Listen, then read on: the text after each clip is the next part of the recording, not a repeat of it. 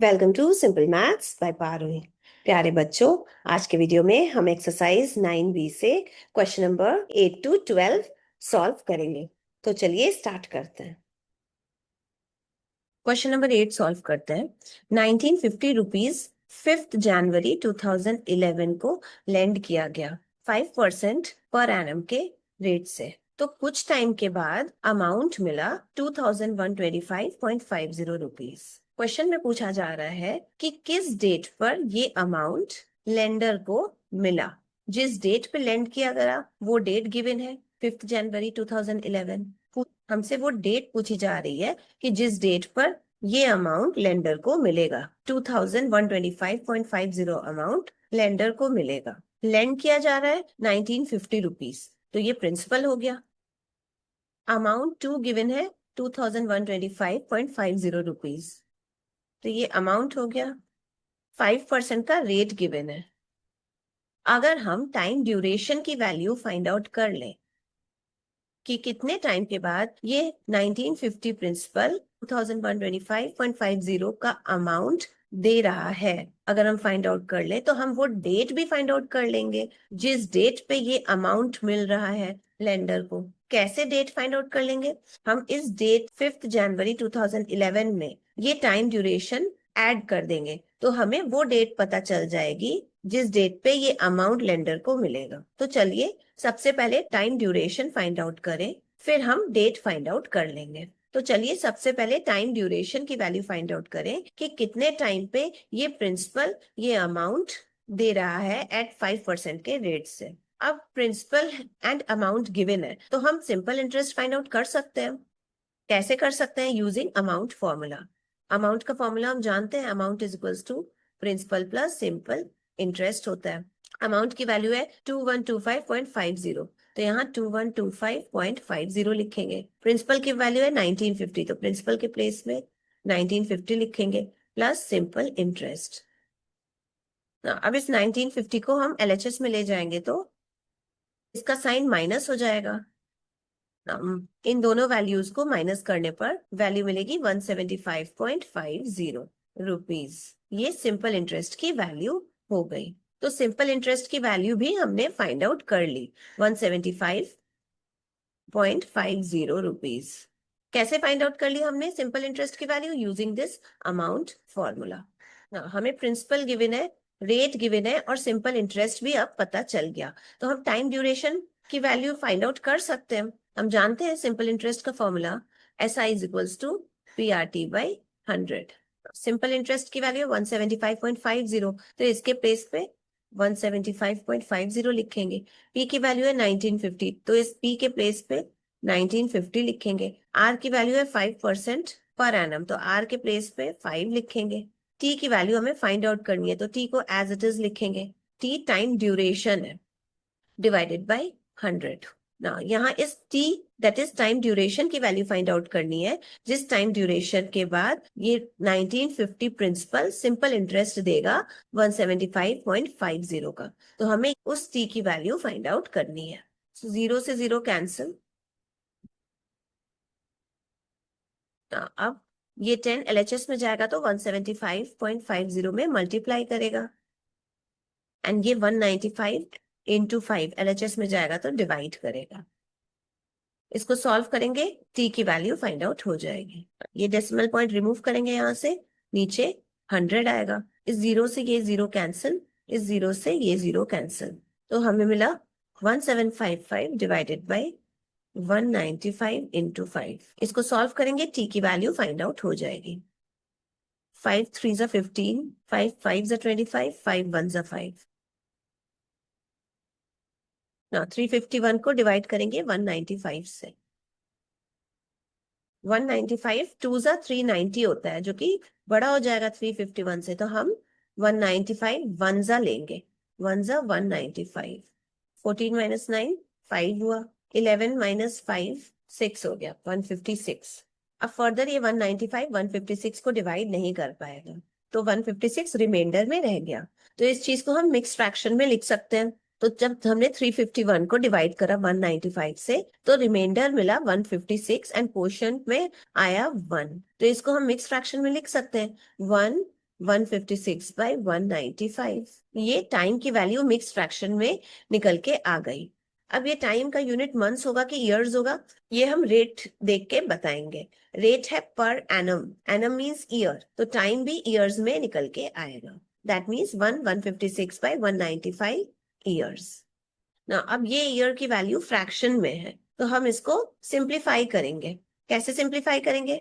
देखिए, हम इस मिक्स फ्रैक्शन को ऐसे लिख सकते हैं, 1 + 156/195 ईयर्स। डेफिनेटली लिख सकते हैं, क्योंकि हम अगर ये इन दोनों को ऐड करेंगे तो हमें 1/156/195 मिलेगा, ये अमाउंट ही मिलेगा। अब ये ईयर का यूनिट 1 के साथ भी लगेगा एंड यही ईयर का यूनिट इसके साथ भी लगेगा, तो इसको हम ऐसे लिख सकते हैं, 1 ईयर + 156/195 ईयर्स। इस स्टेप में हमने क्या किया, हमने इस ईयर्स को 1 के साथ भी लगाया एंड इस फ्रैक्शन के साथ भी ईयर्स का यूनिट लगा दिया ना। अब ये 1 ईयर का टाइम तो समझ में आता है, लेकिन ये 156/195 ईयर्स, ये कुछ समझ में नहीं आता, क्योंकि ये फ्रैक्शन में है, तो ये थोड़ी सी एब्सर्ड वैल्यू लग रही है कि टाइम की वैल्यू कैसे फ्रैक्शन में हो जाएगी। तो हम क्या करेंगे, इस फ्रैक्शनल वाले ईयर्स को हम मंथ्स में कन्वर्ट करेंगे। ईयर्स को मंथ्स में कैसे कन्वर्ट करते हैं, इसके लिए हम 12 से मल्टीप्लाई करेंगे इस फ्रैक्शन को, तो ये मंथ्स में कन्वर्ट हो जाएगा। अब पहले इसको सॉल्व करते हैं। 3 4 are 12, 3 6 are 18, 3 5 are 15, 365 are 195। 156 को 4 से मल्टीप्लाई किए तो मिला 624 /65। ये क्या है, मंथ्स है। अब 624 को डिवाइड करेंगे 65 से। 65 9 जा 585 होता है, तो यहाँ 9 लिखेंगे। ये हो गया 14, 14 में से 5 माइनस करेंगे तो मिलेगा 9, 11 में से 8 माइनस करेंगे मिलेगा 39। अब 65 39 को डिवाइड नहीं कर पाएगा, तो यहाँ हम डेसिमल पॉइंट लगा देंगे। अब इस डेसिमल से एक जीरो यहाँ आ जाएगा 39 के बगल में, तो बन जाएगा ये 390। 65 6 जा 390 होता है, तो यहाँ 6 लिखेंगे एंड यहाँ 390 लिखेंगे। अब हमें रिमाइंडर यहाँ 0 मिला, तो 624 को 65 से डिवाइड करने पर वैल्यू आती है 9.6 मंथ्स।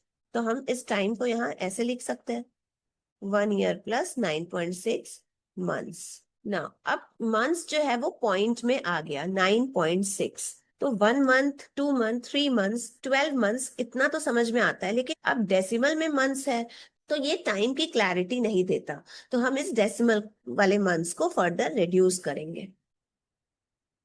हम 9.6 को 9 + 0.6 लिख सकते हैं। अब ये मंथ का यूनिट 9 के साथ भी जाएगा एंड यही मंथ का यूनिट 0.6 के साथ भी लिख सकते हैं। अब 1 ईयर का टाइम तो समझ में आता है, 9 मंथ्स का भी टाइम इजी टू अंडरस्टैंड है, बट ये 0.6 मंथ्स थोड़ा सा एब्सर्ड लग रहा है, तो हम इसको फर्दर रिड्यूस करेंगे। कैसे रिड्यूस करेंगे, हम 0.6 मंथ्स को डेज में कन्वर्ट करेंगे। डेज में कैसे कन्वर्ट करेंगे, जब भी मंथ्स को डेज में कन्वर्ट करना होता है तो हम 30 से मल्टीप्लाई करते हैं। हम जानते हैं 1 मंथ में 30 डेज होते हैं, तो 0.6 मंथ्स इक्वल्स टू कितने डेज होंगे, इस 30 को 0.6 से मल्टीप्लाई कर देंगे। डेसिमल पॉइंट रिमूव होगा तो 10 आएगा नीचे, 0 से 0 कैंसिल, 6 3 are 18। दैट मीन्स ये 0.6 मंथ्स 18 डेज के इक्वल निकल के आ गया, तो हम इस 0.6 मंथ्स के प्लेस पे 18 डेज लिख सकते हैं। अभी हमने देखा कि कैसे 0.6 मंथ्स 18 डेज के इक्वल हुआ, तो ये टाइम ड्यूरेशन हमारा निकल गया। तो टाइम ड्यूरेशन की वैल्यू हम फाइंड आउट कर लिए। इसकी वैल्यू है 1 ईयर + 9 मंथ्स + 18 डेज। अब ईयर्स, मंथ्स एंड डेज क्या ऐड हो सकता है, क्या प्लस कर सकते हैं? नहीं कर सकते, तो हम इसको कैसे लिखेंगे इस टाइम को, 1 ईयर 9 मंथ्स एंड 18 डेज। इस टाइम को ऐसे लिखेंगे, प्लस साइन हम रिमूव कर देंगे। तो इस टाइम ड्यूरेशन की वैल्यू हमने फाइंड आउट कर ली, 1 year 9 months and 18 days. That means इतने टाइम ड्यूरेशन के बाद 1950 रुपीज का प्रिंसिपल अमाउंट देगा 2125.50 रुपीज का। तो हमसे वो डेट पूछी जा रही है जब ये प्रिंसिपल इतना अमाउंट देगा, हमें वो डेट की वैल्यू फाइंड आउट करनी है।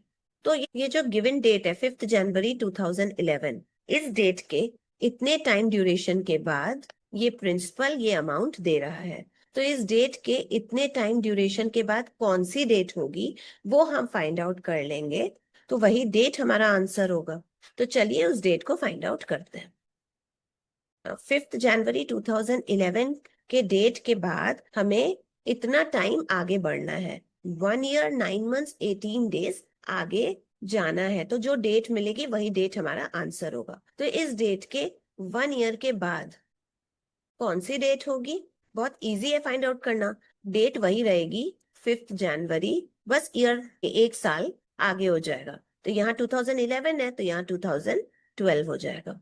एक साल के बाद तो यही चेंजेस आएगा ना, डेट वही रहेगी, बस ईयर जो है एक आगे हो जाएगा। तो इस डेट के एक साल के बाद की डेट हो गई 5 जनवरी 2012। तो ये एक साल के बाद की डेट हमने फाइंड आउट कर ली, 5 जनवरी 2012। अब 9 मंथ्स आगे हम बढ़ेंगे, दैट मीन्स इस डेट से 9 मंथ्स आगे कौन सी डेट होगी वो हम फाइंड आउट करेंगे।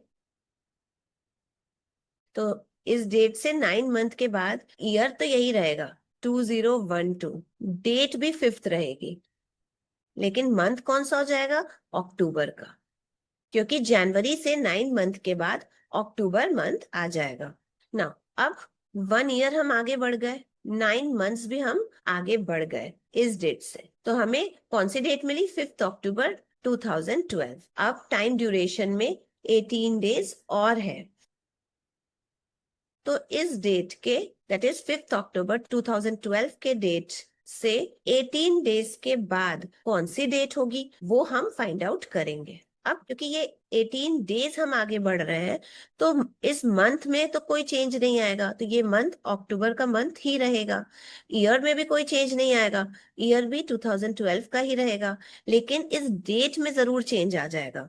5th के बाद 18 डेज आगे की कौन सी डेट होगी? हम 5 में 18 से ऐड कर देंगे तो हमें मिलेगा 23। दैट मीन्स यहाँ पे 23rd डेट आ जाएगी, क्योंकि 5th के बाद तो इस डेट के 18 डेज के बाद हमें ये डेट मिली, 23 अक्टूबर 2012। तो आपने देखा कि हमने स्टार्ट करा था इस डेट से 5 जनवरी 2011 से। इस डेट के 1 ईयर 9 मंथ्स एट 18 डेज के बाद हमें 23 अक्टूबर 2012 की डेट मिली।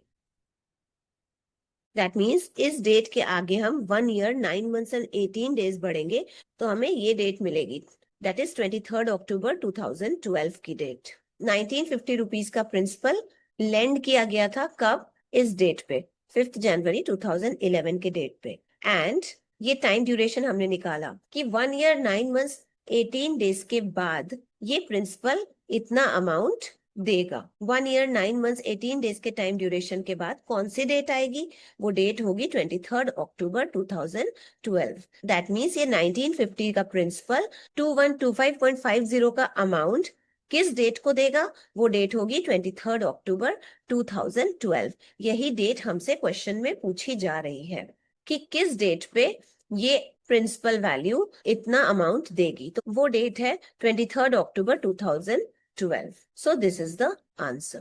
क्वेश्चन नंबर 9 सॉल्व करते हैं। 2400 रुपीज पर जो इंटरेस्ट की वैल्यू आएगी वो ज्यादा है, किससे ज्यादा है? 2000 रुपीज पर जो इंटरेस्ट की वैल्यू आएगी उस इंटरेस्ट की वैल्यू से ज्यादा है। कितनी ज्यादा है? 60 रुपीज ज्यादा है। That means interest on 2400 rupees ज्यादा है, तो ये ग्रेटर देन का साइन लगा दिया। किससे ज्यादा है? इंटरेस्ट ऑन 2000 रुपीज से। कितनी ज्यादा है? 60 रुपीज ज्यादा है।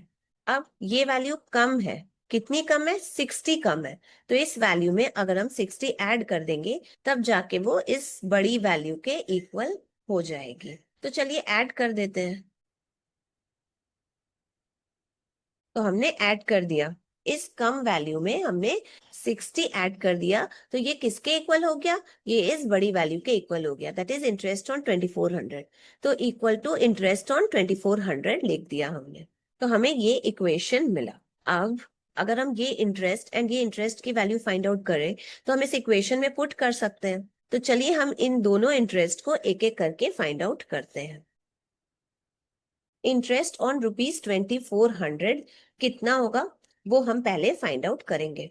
₹2400 यहाँ पे दिया जा रहा है, तो ये ₹2400 प्रिंसिपल हो गया। एंड कितने साल के लिए दिया जा रहा है वो क्वेश्चन में मेंशन्ड है, 3 इयर्स के लिए दिया जा रहा है। तो टाइम ड्यूरेशन हो गया 3 इयर्स। एंड क्वेश्चन में एक और चीज गिवन है कि इन दोनों अमाउंट को लेंड किया जा रहा है सेम रेट से। हमें वो रेट की वैल्यू ही फाइंड आउट करनी है। सपोज कर लेते हैं कि 2400 को R% के रेट से लेंड किया जा रहा है, तो रेट की वैल्यू R% हो जाएगी पर एनम। अब हमें प्रिंसिपल पता है, टाइम पता है, रेट पता है, तो हम इंटरेस्ट निकाल सकते हैं इस ₹2400 पर।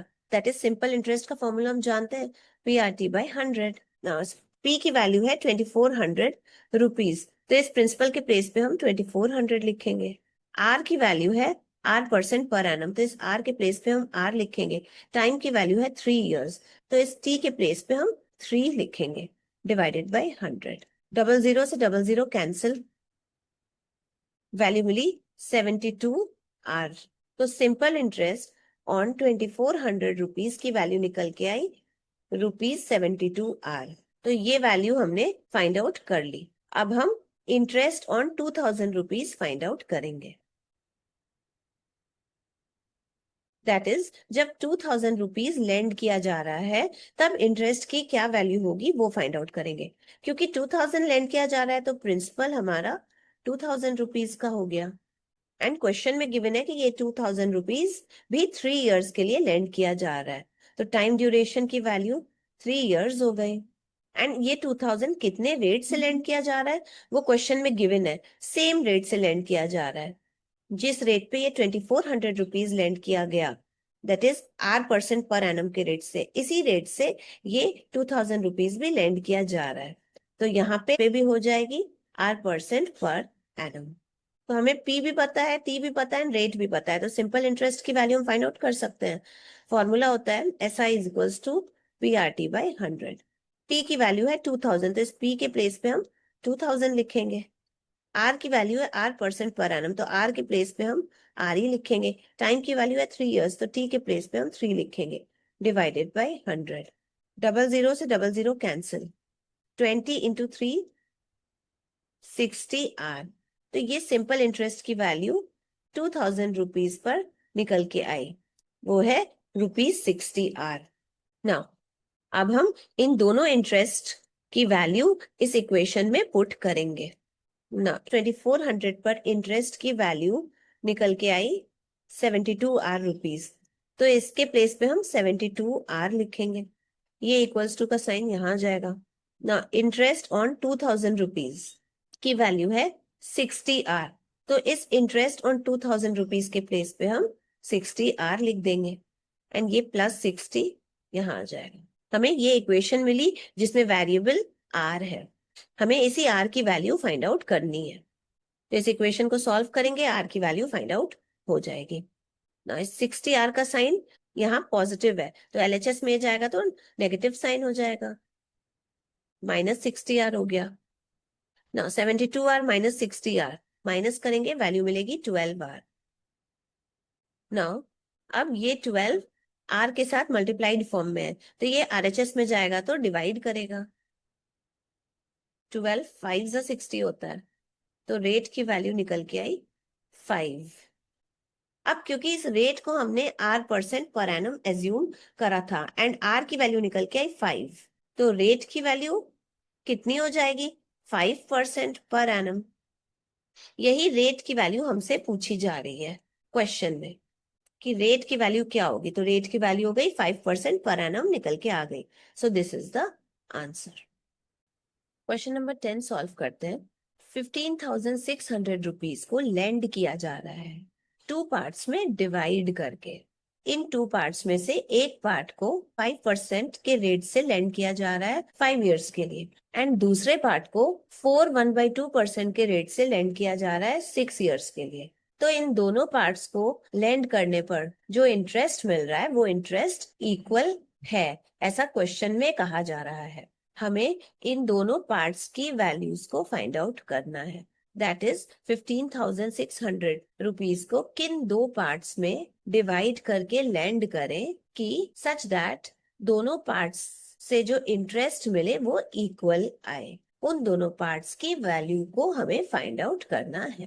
तो हम सपोज करते हैं 15,600 रुपीज है, इसको लेंड किया जा रहा है। कैसे लेंड किया जा रहा है? टू पार्ट्स में डिवाइड करके।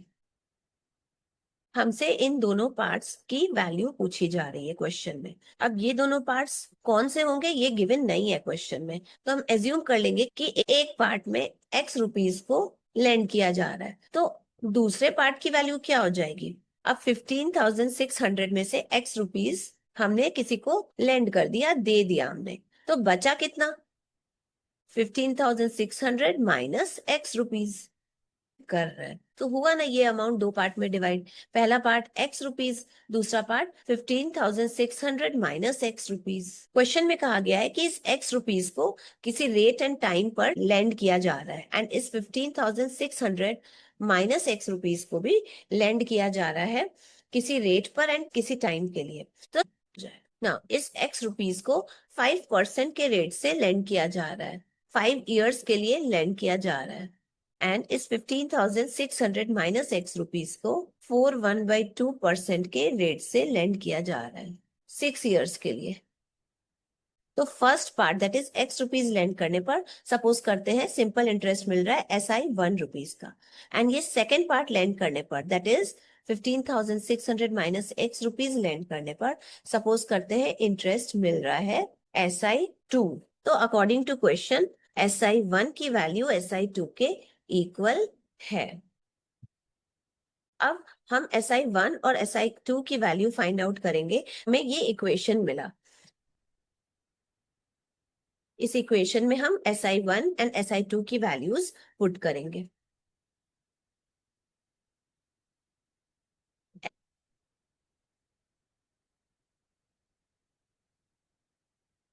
वैल्यू फाइंड आउट, तो चलिए SI 1 एंड SI 2 की वैल्यूज पहले फाइंड आउट करते हैं। Simple interest for the first part है SI 1, उसका फॉर्मूला हम जानते हैं, PRT/100 होगा। फर्स्ट पार्ट के लिए प्रिंसिपल अमाउंट एक्स रुपीज है। क्यों एक्स रुपीज है? क्योंकि ये एक्स रुपीज लेंड किया जा रहा है फर्स्ट पार्ट में, तो इस P के प्लेस पे हम एक्स लिखेंगे। फर्स्ट पार्ट का जो रेट है वो 5% है, तो R के प्लेस पे हम 5 लिखेंगे, एंड टाइम है 5 years है, तो T के प्लेस पे हम 5 लिखेंगे, divided by 100। 25x/100, 25 4s 100, so x/4 rupees। तो simple interest for the first part find out हो गया x/4 rupees। ना अब SI 2 हम फाइंड आउट करें, that is simple interest for the second part. Formula हम जानते हैं PRT/100। सेकेंड पार्ट के लिए जो प्रिंसिपल है वो 15,600 माइनस एक्स रुपीज होगा। क्यों? क्योंकि इतना अमाउंट ही लैंड किया जा रहा है, तो ये अमाउंट प्रिंसिपल हो जाएगा। इस P के प्लेस पे हम ये अमाउंट लिखेंगे।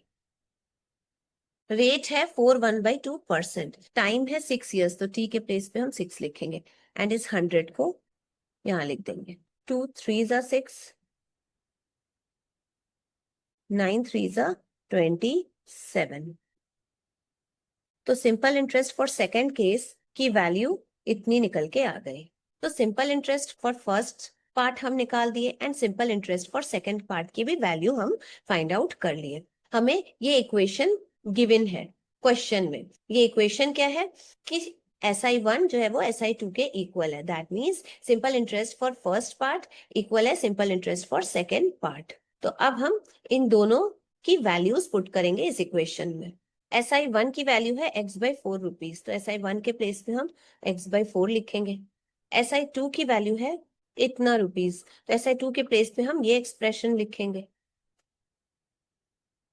हमें ये इक्वेशन मिला। ये इक्वेशन में एक वेरिएबल है वो है x, इसको सॉल्व करेंगे तो x की वैल्यू फाइंड आउट हो जाएगी। तो चलिए पहले इसको सॉल्व करते हैं। यहाँ 100 डिवाइड कर रहा है RHS में, तो LHS में जाएगा तो मल्टीप्लाई करेगा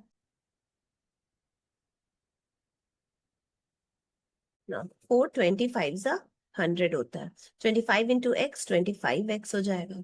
नाउ ये 27 15,000 600 से भी मल्टीप्लाई होगा एंड यही 27x से भी मल्टीप्लाई होगा। तो चलिए करते हैं। 15,600 इंटू 27, ये माइनस साइन यहाँ आ जाएगा, एंड x से मल्टीप्लाई होगा 27, तो 27x होगा ना। अब RHS में इस 27x का साइन नेगेटिव है, तो ये LHS में जाएगा तो इसका साइन पॉजिटिव हो जाएगा, एंड फिर RHS में बचेगा ये वाला पार्ट, इसको यहाँ लिखते हैं 15,600 into 27, 25x plus 27x 52x हो जाएगा ना। अब ये 52x से मल्टीप्लाइड फॉर्म में है LHS में, अब ये RHS में जब जाएगा तो डिवाइड करेगा। 52 3 जा 156 होता है, ये 00 यहाँ आ जाएगा। 27 3 जा 81 होता है, एंड ये 00 यहाँ आ जाएगा। तो x की वैल्यू हमें मिली 8100। हमने 15600 को 2 पार्ट्स में डिवाइड करके लैंड करा था। पहले पार्ट में x रुपीज लैंड करा था, जिसकी वैल्यू 8100 निकल के आ गई। दैट मीन्स इस 15,600 का 8100 रुपीज पहले पार्ट में लैंड किया गया। तो बचा कितना? इतना ही तो बचा, 15,600 माइनस x। तो ये जो बचा वो दूसरे पार्ट में लैंड किया गया। तो इसकी वैल्यू कितनी आएगी ये हम फाइंड आउट कर सकते हैं। 15,600 में से माइनस करेंगे हम 8100 को, तो इसकी वैल्यू मिलेगी 7,500 रुपीज। तो सेकेंड पार्ट में हमने 7,500 रुपीज लैंड करा। सो हमसे ये दोनों पार्ट्स की वैल्यूज पूछी जा रही थी, तो आंसर निकल के आया 8100 एंड 7,500, ये दोनों आंसर्स। क्वेश्चन नंबर 11 सॉल्व करते हैं। किसी सम पर सिंपल इंटरेस्ट है, उस सम का 16/25। हमें rate and time find out करना है। गिवन है कि रेट एंड टाइम दोनों न्यूमेरिकली इक्वल है। That means rate and time की जो वैल्यूज है वो इक्वल है। हमें सम गिवन नहीं है, तो हम सम को x एज्यूम कर लेंगे। Let the sum be ₹x। इस सम को लेंड किया गया किसी रेट ऑफ इंटरेस्ट पर, सपोज कर लेते हैं R% पर ईयर, एंड इस सम x को t टाइम के लिए लेंड किया गया। टाइम की वैल्यू, टाइम के बारे में हमें क्या गिवन है, ये टाइम एंड रेट दोनों न्यूमेरिकली इक्वल है। दैट मीन्स दोनों के जो नंबर्स है वो इक्वल है। इसलिए रेट को जब हमने एज्यूम करा R% पर ईयर, तो टाइम भी R ईयर्स हो गया। तो रेट एंड टाइम का जो नंबर है R इक्वल है ना। क्वेश्चन में इंटरेस्ट के बारे में भी गिवन है कि इस सम x रुपीज पर जो सिंपल इंटरेस्ट होगा वो इस x रुपीज का 16/25 होगा। तो सिंपल इंटरेस्ट ऑन ₹x की वैल्यू होगी 16/25 of the sum, that is 16/25 of x। इसको हम सॉल्व करें, ऑफ इनटू से रिप्लेस हो जाएगा एंड यहाँ x आ जाएगा, वैल्यू हो जाएगी 16x/25। तो सिंपल इंटरेस्ट ऑन ₹x की वैल्यू हो गई 16x/25 रुपीज। हमें इस r की वैल्यू फाइंड आउट करनी है। अब क्योंकि सम x रुपीज है, तो ये x रुपीज प्रिंसिपल हो गया, तो हमें प्रिंसिपल गिवन है, रेट भी हमें r के टर्म्स में पता है, टाइम भी पता है, एंड सिंपल इंटरेस्ट भी हमें पता है। तो सिंपल इंटरेस्ट का फॉर्मूला हम जानते हैं, PRT/100। सिंपल इंटरेस्ट की वैल्यू है 16x/25, तो इसके प्लेस पे हम 16x/25 लिखेंगे। प्रिंसिपल की वैल्यू है x रुपीज, तो इस p के प्लेस पे हम x लिखेंगे। r की वैल्यू है R%, तो r के प्लेस पे r लिखेंगे। t की वैल्यू है R ईयर्स, तो t के प्लेस पे r लिखेंगे, डिवाइडेड बाई 100 ना। ये x से x कैंसिल हो जाएगा, एंड ये 100 जब LHS में जाएगा तो 16/25 से मल्टीप्लाई होगा। ये r इंटू r स्क्वायर हो जाएगा। 25 4 100, 16 4 64। यहाँ पे इम्प्लाइज साइन होगा। क्यों इम्प्लाइज साइन होगा? बिकॉज ये एक इक्वेशन है, इक्वल्स टू का साइन ऑलरेडी बीच में है, इस वजह से यहाँ पे इम्प्लाइज साइन आएगा ना। अब हमें r की वैल्यू फाइंड आउट करनी है। हम इस इक्वेशन को ऐसे लिख सकते हैं, R² is equals to 64। Definitely लिख सकते हैं। हमने क्या किया, यहाँ R² RHS में है तो हम LHS में ले आए, एंड यहाँ 64 LHS में है तो हम 64 को RHS में ले आए। अल्टीमेटली दोनों इक्वल है इस इक्वेशन में भी, तो इस इक्वेशन को हम ऐसे लिख सकते हैं। हमें आर की वैल्यू फाइंड आउट करनी है, बट आर के ऊपर स्क्वायर है, तो इस स्क्वायर को जब हम आरएचएस में ले जाएंगे तो यहाँ से आर फ्री हो जाएगा। तो स्क्वायर को जब हम आरएचएस में ले जाते हैं तो वो स्क्वायर रूट का साइन में कन्वर्ट हो जाता है। दैट मीन्स 64 का आर इज इक्वल्स टू 64 का स्क्वायर रूट हो जाएगा। 64 को हम 8 इंटू 8 लिख सकते हैं definitely, under square root of 8 into 8। तो 8 इंटू 8 का पेयर बन रहा है एंड स्क्वायर रूट का साइन है, तो इस पेयर में से हम एक 8 बाहर निकाल देंगे एंड ये स्क्वायर रूट का साइन रिमूव हो जाएगा। ये हम स्क्वायर रूट के चैप्टर में पढ़ चुके हैं। तो आर की वैल्यू हमें मिल गई, आर इज इक्वल्स टू 8। हमें रेट एंड टाइम की वैल्यू फाइंड आउट करनी थी, तो रेट को हमने R% पर ईयर एज्यूम करा था एंड इस आर की वैल्यू 8 निकल के आई, तो रेट हो गया 8% पर ईयर। हमने टाइम को आर ईयर्स कंसिडर करा था एंड इस आर की वैल्यू 8 निकल के आई, तो टाइम हो गया 8 ईयर्स। यही दोनों वैल्यूज हमसे पूछी गई थी, so these two are the answers. Question number 12 solve करते हैं। हमें यहाँ 9,000 रुपीज को लेंड करना है, लेकिन यहाँ 9,000 रुपीज नहीं लेंड करना है, इसको दो पार्ट में डिवाइड करके लेंड करना है, इस तरीके से कि वन पार्ट में जो सिंपल इंटरेस्ट की वैल्यू होगी वो इक्वल होगी दूसरे पार्ट के सिंपल इंटरेस्ट की वैल्यू के। एंड क्वेश्चन में और गिवन है कि वन पार्ट को 16% के रेट से 2 इयर्स के लिए लेंड किया जा रहा है एंड दूसरे पार्ट को 6% के रेट से 3 इयर्स के लिए लेंड किया जा रहा है। ऐसे इस तरीके से दोनों पार्ट्स को लेंड करने पर जो सिंपल इंटरेस्ट की वैल्यू आएगी दोनों पार्ट्स के लिए, वो सिंपल इंटरेस्ट की वैल्यूज आपस में इक्वल होगी। तो हमें इस तरीके से 9,000 को डिवाइड करके लेंड करना है। तो हमें बताना है कि 9,000 को किन दो पार्ट्स में लेंड करेंगे। सपोज करते हैं इस 9,000 रुपीज में से x रुपीज पहले लेंड किया गया, दे दिया गया, तो बचा कितना, 9,000 माइनस x रुपीज बचा। बाद में इस 9,000 माइनस x रुपीज को लेंड किया गया, तो हो गया ना 9,000 टू पार्ट्स में डिवाइड, एंड फिर इसको लेंड कर रहे हैं टू पार्ट्स में डिवाइड करके। पहले x रुपीज लेंड कर रहे हैं, फिर 9,000 माइनस x रुपीज लेंड कर रहे हैं। इन दोनों पार्ट्स को अगर ऐड करते हैं तो हमें क्या मिलता है, 9,000 रुपीज। दैट मीन्स ये दोनों पार्ट्स 9,000 रुपीज के पार्ट्स हैं ना। ये है वन पार्ट, ये है अदर पार्ट। क्वेश्चन में गिवन है कि ये x रुपीज को लेंड किया जा रहा है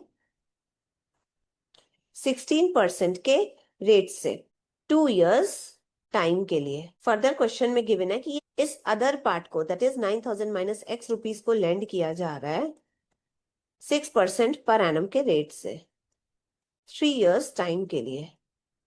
फर्दर क्वेश्चन में गिवन है इस वन पार्ट को लेंड करने पर जो सिंपल इंटरेस्ट की वैल्यू आएगी, सपोज करते हैं वो है SI1, एंड इस पार्ट को लेंड करने पर जो सिंपल इंटरेस्ट की वैल्यू आएगी, सपोज करते हैं वो है SI2।